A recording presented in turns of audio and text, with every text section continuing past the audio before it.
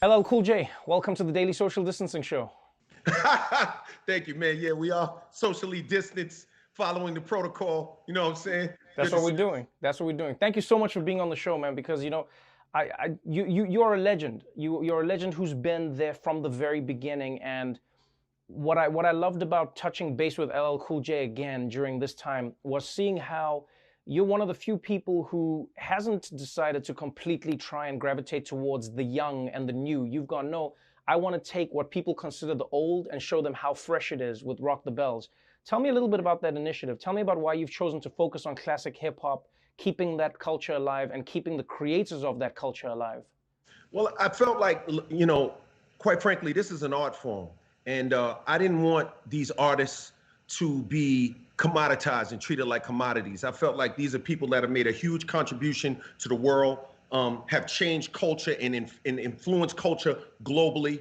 And I felt like, look, if Bob Dylan can be upheld and lifted up as a great writer, why can't Rakim?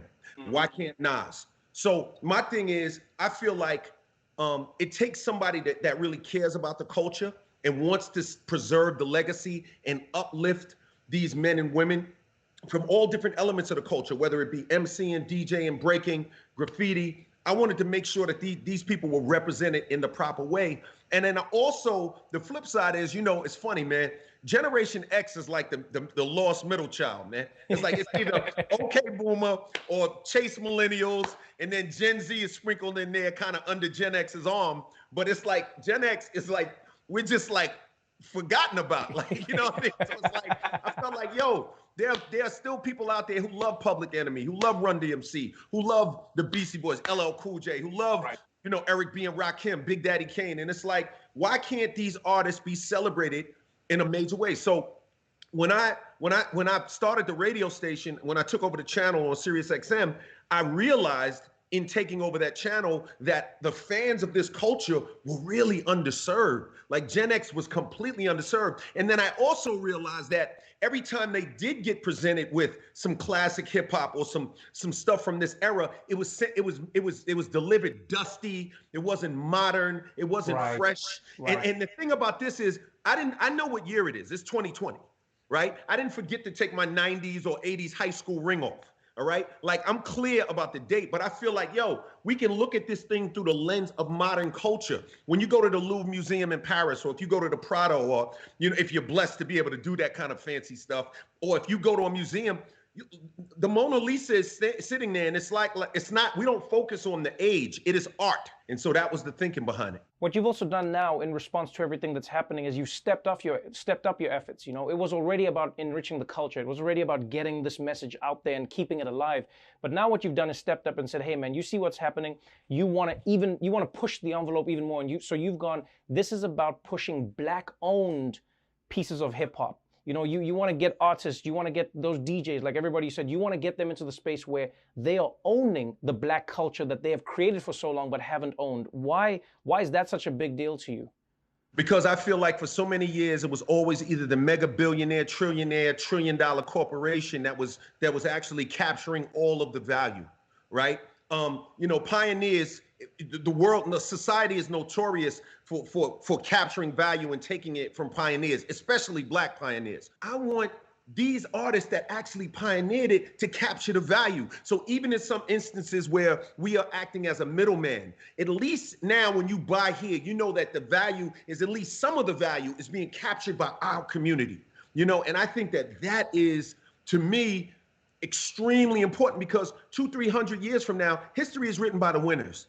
So we need to win so that we can control the narrative, so that 200-300 years from now, we leave something on this planet that is of value, that tells a true story about who we are and the contributions that we made. And when you look at the world in general, you realize that art is a huge part of what people remember in this world. And we have to get that narrative right so that it doesn't just become a best of. This isn't a greatest hits genre. You know what I'm saying? Right. There are people who matter, who may not be the most famous or the most popular, but they had an influence and an effect on our culture. In this video, I saw an LL Cool J that I hadn't seen in a long time, And it was when you made a video responding to what was happening in the streets, talking about George Floyd, talking about Black Lives Matter, talking about police brutality. It was raw, it was unfiltered, and it was really authentic in the way that you connected. That felt like, to me, like it was a reminder of where hip hop came from. Like hip hop was fundamentally about speaking to this situation. Is that what you dug into? Is that how and why you made that video? It is the first principles of hip hop. I tossed and turned all night after, seeing what had happened and looking at the responses online and just seeing how people, the pain, the personal pain I was feeling. And I just could not, this is one of those moments where you got to choose sides. There is none of that, all that being neutral and kind of, the Hollywood two-step trying not to offend someone. No. This was clearly wrong. The way we've been treated is wrong. And I had to step up and just say, you know what? I'm a black man first. Don't get me wrong. I'm not trying to lump all people into one barrel, like saying Right. like all white people are bad. I do not feel like that, because there are a lot of people that are on the right side of history. But I had to stand up as a black man and say, yo, this is what we're feeling. This is what I'm feeling. This is my personal truth. And then from that specificity, it becomes universal because so many people are feeling the exact same thing. You know what I mean? Yeah. I've been down the commercial lane. I've done the smooth thing of, there was a time when, we couldn't get played on the radio. So we had to adjust our music to get played. And, that had an effect on the style of the music I created because I didn't have an internet. Right. So, some artists like Ice Cube and NWA, they just went the raw path from the beginning.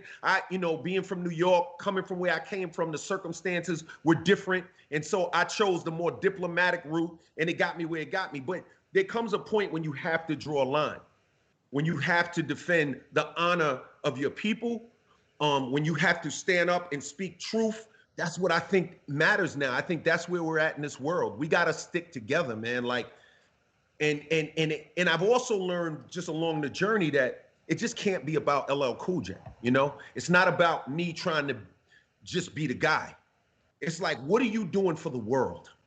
How are you utilizing your platform? Is your platform, is the world benefiting from your platform, or are you just purely out to, get a dollar and nothing more? I had to come from a true place, man. I just sit around. I think about people in quarantine, they're in the projects. People living in one-room flats with 5 people, 7 people. Like, yo, we gotta care about our people. We gotta connect a little more. There's more to this thing than just this. I'm not saying I don't want to make money. Yeah, I'm America, capitalism. I'm with getting the money. I like to get to the bag, but it's got to be about the people. I think it's time for us to. It's got to be about something more, man. You know what I mean? That's just. I feel you there. I feel you completely. It is the truth, and I think that's why your words connected with so many people, and I think that's why we've seen so many people, as you say, stepping off the sidelines and saying, "Hey, man, enough is enough." LL Cool J, thank you so much for joining us on the show. I hope we see you again soon, my friend. Thanks, Trevor. I appreciate you. I salute you, man, and congratulations on everything you're doing, your book, your success. You know what I'm saying? I salute you, and when this is over, I'm gonna come sit on the couch, man. I appreciate you, my dude. Thank you. All right, peace.